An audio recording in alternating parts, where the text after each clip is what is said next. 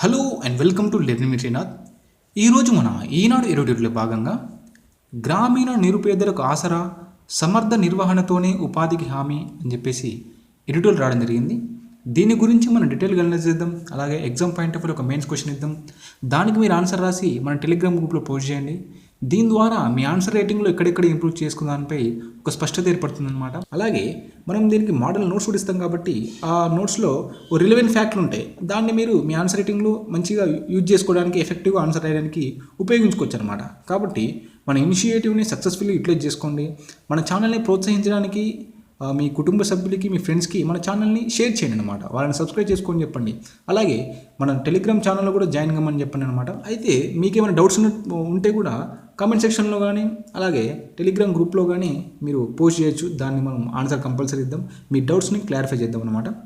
Okay, మనం ఎడిటోరియల్లోకి వెళ్తే దీంట్లో మనకు రైటర్ ఏం చెప్తున్నాడంటే, ప్రభుత్వం తీసుకొచ్చినటువంటి ఇంజనీరింగ్ పథకంలో ఇప్పుడు కొన్ని లోపాలు ఉన్నాయి. ఆ లోపాలను సవరించాల్సిన అవసరం ఉంది. లేకపోతే మన దేశంలో అతిపెద్దగా ఉపాధి హామీ కల్పిస్తున్నటువంటి అంశంగా మనం ఇంజనీరింగ్ పేర్కొనవచ్చు. అయితే ఇటువంటి ఇష్యూస్ని మనం ఎరేజ్ చేయకపోతే ఇది అనుకున్నంత మేరకు సక్సెస్ రాకపోవచ్చు అని చెప్పి చెప్తున్నాను అనమాట. ఈ నేపథ్యంలో మనం చూడాల్సిన అంశం ఏంటంటే, అసలు ఇంజనీర్గా ఎందుకు తీసుకొచ్చారు, దాని యొక్క ప్రాధాన్యత ఏంది, ఇప్పుడు ఆ ఇంజనీర్లో ఏర్పడుతున్నటువంటి సవాళ్ళు ఏంది, ప్రభుత్వం ఎటువంటి చర్యలు తీసుకుంటే ఇంజనీరింగ్ అనేది మళ్ళీ పర్ఫెక్ట్ వేలోకి వెళ్ళిపోతుంది అని చెప్పేసి మనం డీటెయిల్ చేద్దాం. అయితే మనకేంటంటే 1990 సంవత్సరంలో మన దేశ ఆర్థిక వ్యవస్థ అనేది చాలా ఘోరంగా ఉండే అనమాట. ఆ టైంలో మనకు పీవీ ప్రభుత్వం ఎకానమిక్ రిఫార్మ్ తీసుకొచ్చింది. తర్వాత ఒక 4-5 సంవత్సరాల తర్వాత మెల్లమెల్లగా ఆ రిఫార్మ్స్ అనేది ఒక రకంగా ఫలితాన్ని ఇవ్వడం స్టార్ట్ అయిందనమాట. అయితే 2000 సంవత్సరం ఆ టైంలో ఏమైందంటే, మన యొక్క ఆర్థిక వ్యవస్థలో గ్రామీణ ఆర్థిక వ్యవస్థ అనేది చాలా తగ్గిపోయింది అనమాట. ఒకప్పుడు మనము ఇండిపెండెన్స్ వచ్చినప్పుడు చూసుకుంటే మన ఆర్థిక వ్యవస్థ అంటే గ్రామీణం నుంచే వచ్చేటువంటి ఒక ఆర్థిక వ్యవస్థ అంటే అగ్రికల్చర్ సెక్టర్, ప్రైమరీ సెక్టర్ నుంచే మనం దాదాపుగా మన జీడిపిలో 50% మేరకు అక్కడి నుంచి వచ్చాయన్నమాట. బట్ మనము 2000 సంవత్సరాలు అట్లా చూసుకున్నట్లయితే మన ఆర్థిక వ్యవస్థ అంటే జీడిపికి చాలా తక్కువ మొత్తంలో, అంటే దాదాపు 15% వరకే వచ్చింది. మన 15-20% వరకే మనం గ్రామీణ ఆర్థిక నుంచి వచ్చింది అనమాట. అంటే వ్యవసాయ రంగం నుంచి, ప్రైమరీ సెక్టర్ నుంచి వచ్చిందనమాట. అయితే ఈ నేపథ్యంలో ఏమైందంటే, చాలామంది పట్టణాలకు వలస వెళ్ళిపోవడము, ఈ విధంగా వెళ్ళిపోతుంది అనమాట మన ఆర్థిక వ్యవస్థ. దాంతో ప్రభుత్వం ఏం చేసిందంటే, ఈ పట్టణాలకు వలస పోకుండా గ్రామీణంలో ఉన్నటువంటి నిరుద్యోగం తగ్గించే విధంగా, అలాగే గ్రామీణంలో ఉన్నటువంటి పేదరికాన్ని, అసమానతను రూపుమాపడానికి ఈ ఇంజనీరింగ్ తీసుకొచ్చారనమాట. ఇది మనకు ఇంజనీరింగ్ వెనుకున్న బ్యాక్గ్రౌండ్ అనమాట. ఇది తీసుకొచ్చి మన దేశంలో ఒక పెద్ద రిఫార్మ్ మనం చెప్పుకోవచ్చు. ఎందుకంటే ఇది తీసుకొచ్చిన తర్వాతకి చాలా మేరకు మన ఆర్థిక వ్యవస్థ చాలా కుదుటపడ్డది అనమాట. గ్రామీణ ప్రాంతంలో చాలా వరకు మనము వాళ్ళ యొక్క ఆదాయాలను పెరిగిపోయినాయి, సేవింగ్స్ అనేది పెరిగిపోయింది. అలాగే మనము గ్రామీణంలో ఉన్నటువంటి అసమానత తగ్గిపోయినాయని చెప్పి మనం చెప్పుకోవచ్చు.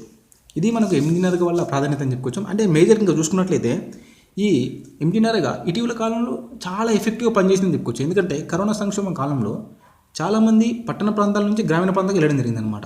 వాళ్ళకి ఒక ప్రత్యామ్నాయంగా ఉపాధి కల్పించడానికి ఇంజనీరింగ్ అనేది చాలా ఎఫెక్టివ్గా పనిచేసిందని చెప్పేసి మనం చెప్పుకోవచ్చు. అలాగే నైపుణ్యం లేని వ్యక్తులకి ఇంజనీరింగ్ అనేది ఒక గొప్ప అవకాశంగా మనం చెప్పుకోవచ్చు. కాబట్టి ఇంజనీరింగ్ చాలా ఎఫెక్టివ్గా మనము ఇంప్లిమెంట్ చేసినట్లయితే మనము మన పేదరికాన్ని, అలాగే అసమానతను తగ్గించడానికి ఇంజనీరింగ్ అనేది చాలా ఎఫెక్టివ్గా పనిచేస్తుంది. చూసుకుంటే మనం ఇప్పుడు దాదాపు 29 కోట్ల మంది పైగా ఈ ఇంజనీరింగ్లో అంటే కూలీల్లో వండుకుంటూ మన ఆర్థిక వ్యవస్థకు, అలాగే పేదరికాన్ని తగ్గించడానికి, అసమానతలు నిర్మించడానికి ఇంజనీరింగ్ ఎంతో దోహదపడుతుంది అనమాట. అలాగే మనం చూసుకున్నట్లయితే ఈ ఇంజనీరింగ్ ద్వారా దాదాపు 70% మేర వ్యవసాయ, అలాగే వ్యవసాయ అనుబంధ రంగాల్లో పనులు చేపడుతుందన్నమాట. దీని ద్వారా వ్యవసాయ రంగానికి ఎంతో ఊతం ఇస్తుందని చెప్పేసి మనం చెప్పుకోవచ్చు ఈ ఇంజనీరింగ్ అనేది. అయితే ఇటీవల కాలంలో చూసుకున్నట్లయితే 2020-21 బడ్జెట్లో మనం దాదాపు 1,00,000 కోట్ల రూపాయల దాకా మనం ఇంజనీరింగ్కు పెట్టుకున్నాం అనమాట. బడ్జెట్ నిధులు కేటాయించుకున్నాం. అయితే ఈ 21-22 బడ్జెట్ సంవత్సరం చూసుకున్నట్లయితే మనం దాదాపు 73,000 కోట్లు మాత్రమే పెట్టుకున్నాం. అంటే ఇది చాలా తక్కువ. అలాగే మనము అగ్రికల్చర్ రంగానికి కూడా చాలా తక్కువ నిధులు అనేది చాలా తక్కువ ఇచ్చుకున్నాం అనమాట. అంటే చాలా వరకు మనము ఆరోగ్య రంగానికి ఇచ్చుకున్నాము, మిగతా రంగాలకు ఇచ్చుకున్నాం. కానీ మనము మేజర్గా దేశ రక్షణ రంగానికి, అలాగే మన ఈ అగ్రికల్చర్ సెక్టార్ కూడా మనం అనుకునేది మేర నిధులు ఇవ్వలేని చెప్పేసి చాలా మేరకు విమర్శలు వచ్చినాయి. అది కూడా నిజమే. ఎందుకంటే చాలా తక్కువ మొత్తంలో మనం ఈ బడ్జెట్ కేటాయింపు జరపడం జరిగిందనమాట. అలాగే ఈ ఇంజనీరింగ్ వల్ల ఏమైందంటే చాలా వరకు ఉత్పాదకత అనేది అంటే గ్రామీణ ప్రాంతంలో ఆదాయం పెరగడం, అలాగే మేజర్గా ఈ ఇంజనీరింగ్ పనుల వల్ల భూగర్భ జలాలు అనేవి పెరిగిపోయినాయి అనమాట. గ్రామీణ ప్రాంతంలో భూగర్భ జలాలు అనేది వాటి యొక్క నిష్పత్తి అనేది బాగా పెరిగిందని చెప్పుకోవచ్చు అనమాట. ఇంకో విధంగా చూసుకున్నట్లయితే పరిపాలన సంస్కరణలు, డీబీటీ, అలాగే జియో ట్యాగింగ్ ద్వారా ఈ మన్నికైన ఆస్తుల కల్పనకు ఈ ఇంజనీరింగ్ అనేది ఎంతో తోడ్పాటు అందించిందని చెప్పేసి మనం చెప్పుకోవచ్చు. అలాగే మనం చూసుకున్నట్లయితే ఈ ఇంజనీర్గా మేజర్ రిఫార్మ్గా మనం చెప్పుకునేది ఏంటంటే లింగ అసమానతను పోగొట్టిందని చెప్పుకోవచ్చు. ఎందుకంటే పురుషులకు స్త్రీలకు సమానమైన వేతనాన్ని కలిగించింది ఈ యాక్ట్ అన్నమాట. మనము గౌరవప్రదంగా జీవించడం అనేది మనకు ప్రాథమిక హక్కు. దాంట్లో పని హక్కును చట్టబద్ధంగా చేసింది మనకు ఇంజనీర్గా. దాంట్లో భాగంగా మనకు డిపిఎస్పిస్ అంటే డైరెక్టర్ ప్రిన్సిపల్స్ ప్రకారం ఇద్దరికి పురుషులకి స్త్రీలకి సమానమైన వేతనాన్ని కల్పించే విధంగా మనకు ఈ చట్టం కల్పించిందని చెప్పేసి మనం చెప్పుకోవడం జరుగుతుందన్నమాట. ఇది మనకు ఇంజనీరింగ్ వల్ల మేజర్గా వచ్చినటువంటి లాభాలుగా మనం చెప్పుకోవచ్చు. అలాగే ఇప్పుడున్నటువంటి ప్రస్తుతం అంటే ఇప్పుడు చట్టంలో ఉన్నటువంటి ప్రధానమైన ఇష్యూస్ అంటే ఎటువంటి ఇష్యూస్ వస్తున్నాయి, ఆ ఇష్యూస్ వల్ల ఇంజనీరింగ్ అనుకున్నంత మేర సక్సెస్ కాకపోవడం గల రీజన్స్ ఏంటి మనం చూద్దాం. మొదటగా ఇంజనీరింగ్లో పనిచేసిన కూలీలకు సకాలంలో వేతనం అందుతలేవు అనమాట. ఇది మనం మేజర్గా చెప్పుకోవచ్చు. ఎందుకంటే ఇంజనీరింగ్ దేని తీసుకొచ్చారు, గ్రామీణ ప్రాంతంలో ఉన్నటువంటి పేదరికాన్ని అసమానతను తొలగించాలని తీసుకొచ్చారు.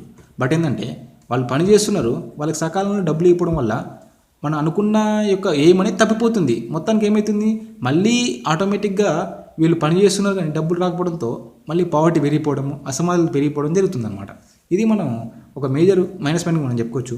అలాగే ఈ ఇంజనీరింగ్లో ఇంటర్నెట్ అంటే ఐటీ ఆధారిత సేవలు అనేది అనుకున్నది మేరకు విస్తరిస్తలేం అనమాట. ఎందుకంటే కింది స్థాయి అధికారులకు సిబ్బందికి సాంకేతికత అనేది అందుబాటులో లేదన్నమాట. ఇది ఒక మేజర్ మైనస్ పాయింట్గా చెప్పుకోవచ్చు. అలాగే మనం చూసుకున్నట్లయితే ఈ పనులలో సాంకేతికతతో కూడినటువంటి యంత్రాల వినియోగం లేదు. అంటే సాంప్రదాయ పారలు అవి తట్టలు మోస్తున్నారు తప్ప మేజర్గా యాంత్రిక వినియోగం లేకపోవడం వల్ల అనుకున్న టైంలో అనుకున్నట్టుగా ప్రాజెక్టుని పూర్తయితలేదని చెప్పేసి మనం చెప్పుకోవచ్చు. ఇంకోటి చూసుకున్నట్లయితే ఈ వేతనాలు అనేవి ఒక్కో రాష్ట్రంలో ఒక్కో రకంగా ఉంటున్నాయి. ఇది ఒక మేజర్ మైనస్ చెప్పుకోవచ్చు. దీంతో ఆదాయ అసమానతలు అనేది పెరిగిపోతుందని చెప్పేసి మనం మేజర్ చెప్పుకోవచ్చు. ఇది ఒక మైనస్ పాయింట్గా మనం పేర్కొనవచ్చు అనమాట. అలాగే చాలామందికి పని కావాలని చెప్పేసి పోయినా కానీ వాళ్ళకు పని దొరకలేదు. అలాగే కుటుంబంలో చాలామందికి 100 రోజుల పని అనేది పర్ఫెక్ట్ అందుతలే అని చెప్పేసి మనం చెప్పుకోవచ్చు. ఇది నేను చెప్పడం కాదు, చాలా నివేదికలు ఇప్పటికి చెప్పినాయి. ఈవెన్ ఎకనామిక్ సర్వే కూడా దీన్ని చెప్పడం జరిగిందనమాట. ఇంకోటి చూసుకున్నట్లయితే ఈ ప్రాజెక్ట్ అమలులో క్షేత్రస్థాయిలో సిబ్బంది లేకపోవడంతో నిధులనే దుర్వినియోగం జరుగుతుంది. అలాగే రెడ్ టేపిజం అనేది బాగా పెరిగిపోతుందని చెప్పేసి మనం చెప్పుకోవచ్చు. ఇటువంటి సమస్యలతో ఇంజనీరింగ్ అనేది పునరుద్ధరిందని చెప్పేసి మనం చెప్పుకోవచ్చు. ఈ నేపథ్యంలో ప్రభుత్వం ఎటువంటి చర్యలు తీసుకోవాలి, ఇంజనీరింగ్ మళ్ళీ తన యొక్క ఉనికిని చాటుకోవడానికి, అలాగే గ్రామీణ ప్రాంతంలో ఉన్నటువంటి ఆదాయ అసమానతలను పేదరికాన్ని తగ్గించడానికి ప్రభుత్వం ఎటువంటి చర్యలు తీసుకోవాలి మనం చెప్పుకుందాం. మేజర్గా ప్రభుత్వం సకాలంలో డబ్బులను రిలీజ్ చేయాలి. అలాగే బడ్జెట్లో ఎక్కువ నిధులు కేటాయించాలన్నమాట. ఎందుకంటే గ్రామీణ ప్రాంతంలో దాదాపు చాలా వరకు ఆర్థిక వ్యవస్థ నిబిడీకృతం ఉందన్నమాట. కాబట్టి అక్కడ అసమానతలను తగ్గించే విధంగా ప్రభుత్వము ఇంజనీరింగ్ వంటి పథకము చాలా మనకు ముఖ్యమన్నమాట. కాబట్టి తన నిధులు పెంచాలి, సకాలంలో అందరికీ నిధులు అందే విధంగా చర్యలు తీసుకోవాలని చెప్పి మనం చెప్పుకోవచ్చు. అలాగే సిబ్బందికి సాంకేతిక పరిజ్ఞానాన్ని అందుబాటులో తీసుకురావాలన్నమాట. ఇంకో విధంగా చెప్పుకుంటే యంత్రాల వినియోగం కూడా మనం తీసుకున్నట్లయితే చాలా తక్కువ మొత్తంలో ఎక్కువ పనిని చేయొచ్చు అని చెప్పేసి మనం చెప్పుకోవచ్చు. అయితే ఇంజనీరింగ్ వల్ల మేజర్గా ఏం జరిగిందంటే మనకు భూగర్భ జలాలు పెరిగినాయని చెప్పుకున్నాం కదా. అయితే వీళ్ళు చేసే పనులు అనేది సక్రమంగా ఒక ప్రణాళికబద్ధంగా లేకపోవడం వల్ల అది పర్ఫెక్ట్ కావట్లేదు. ఏ విధంగా అంటే ఎక్కడ పడితే అక్కడ తవ్వడం చేయడం చేస్తున్నారు అనమాట. అట్లా కాకుండా ఒక ప్రణాళికబద్ధంగా ఉండడం వల్ల మనం చేసే పని కూడా పర్ఫెక్ట్గా ఉంటుంది. అట్లా కాకుండా ఎక్కడ పడితే అక్కడ చేస్తే అది పనికి రాకుండా పోతుందని చెప్పేసి చాలా నివేదికలు చెప్పిందనమాట. అలాగే పేదరికాన్ని తగ్గించడానికి, కూలీల ఆదాయాన్ని పెంచడానికి శాఖల మధ్య సమన్వయం అనేది కంపల్సరీ అవసరం అనమాట. దానికోసం గ్రామ పంచాయతీల మధ్య, పథక నిర్వహణ సిబ్బంది మధ్య ఒక రకంగా సమన్వయం ఉండాలి. వాళ్ళ మధ్య చొరవ ఉండడం వల్ల సాధ్యమవుతుందని చెప్పేసి మనం చెప్పుకోవచ్చు. అలాగే మనం చెప్పుకున్నట్లయితే పథకంలో చేపడుతున్న పనులు వివరాలు అవి అమలులో అందించే అంటే ఒక ప్రణాళికబద్ధంగా ఉండాలి. లేకపోతే మనం చేసిన పనులు అనేది యూజ్ లేకుండా పోతాయని చెప్పేసి మనం చెప్పుకోవచ్చు అనమాట. అలాగే అక్కడ కూలీలకు ఎటువంటి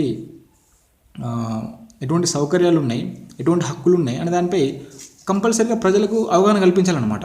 అలాగే మనం చూసుకున్నట్లయితే పెద్ద మొత్తంలో నిధులు కేటాయించడం చాలా ముఖ్యమన్నమాట. ఇంజనీరింగ్ వల్ల ఇంతటి బెనిఫిట్ ఉన్నప్పుడు ప్రభుత్వాలు ఆ వైపుగా నిర్ణయాలు తీసుకోవాలి. ఎందుకంటే గ్రామీణ భారతంలో నిరుద్యోగం అనేది పెరిగిపోతుంది, అసమానతలు పేదరికం అనేది విస్తృతంగా పెరిగిపోతుంది అనమాట. కాబట్టి వీటిని తగ్గించడానికి ప్రభుత్వం ముందస్తు చర్యలుగా ఇటువంటి పథకాలను మరింత తీసుకురావాలి. ఇంజనీరింగ్ వంటి పథకాలను తీసుకొచ్చి ఒక ప్రత్యామ్నాయంగా స్కిల్ లేని లేబర్కి ఇటువంటిది ఇవ్వడం వల్ల మన ఆర్థికం పునరుద్ధరణ జరుగుతుంది అనమాట. ఎందుకంటే మనం డబ్బులు వాళ్ళకి ఇస్తే అది మొత్తానికి మన ఆర్థిక వ్యవస్థలకు వస్తుంది తప్ప వేరే పక్కకు పోదు. కాబట్టి ఇది ఒక డీబీటీ సిస్టమ్ చెప్పుకోవచ్చు, అంటే డైరెక్ట్ బెనిఫిట్ ట్రాన్స్ఫర్గా మనం చెప్పుకోవచ్చు అనమాట. కాబట్టి ప్రభుత్వాలు ఈ వైపుగా చొరవ తీసుకోవాలి. చొరవ తీసుకోవడం వల్ల మన ఆర్థిక వ్యవస్థ అనేది పర్ఫెక్ట్ ఉంటుంది అని చెప్పి మనం చెప్పుకోవచ్చు. ఇది మనకు ఎడిటోరియల్ చెప్పడం జరిగింది. ఎడిటోరియల్ చాలా బాగుంది. దీని క్వశ్చన్ ఏ విధంగా వస్తుందో ఇప్పుడు మనం చూద్దాం.